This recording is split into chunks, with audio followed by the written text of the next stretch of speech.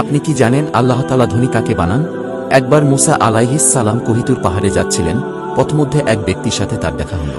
সেই ব্যক্তি বলে, হে আল্লাহর নবী, আমি চাই আমার ধন সম্পত্তি কিছুটা কমে যাক। আল্লাহ আমাকে এত ধন সম্পদ দিয়েছে যে আমি এগুলো সংরক্ষণ করতে পারছি না। তিনি লোকটির সাথে কথা শেষ করে সামনে যেতেই অন্য একজন লোকের সাথে দেখা হল। সে বলল, হে আল্লাহর নবী, আপনি আল্লাহর কাছে আমার জন্য ফরিয়াদ করেন যেন আমাকে কিছু ধন সম্পদ দান করে, আমার কাছে তেমন কিছুই নেই।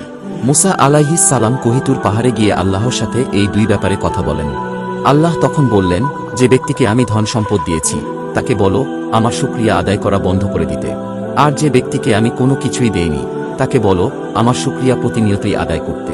এটা শুনে ধনী ব্যক্তি বলল, আমি কেন আল্লাহর শুকরিয়া আদায় করা বন্ধ করব, যে আমাকে এত কিছু দিয়েছেন? গরিব লোকটি বলল, আমার কাছে তো শুরু থেকেই কিছু নেই, আমি কেন আল্লাহর শুকরিয়া আদায় করব? আল্লাহ আমাদের সঠিক বুঝার তৌফিক দান করুন, আমিন।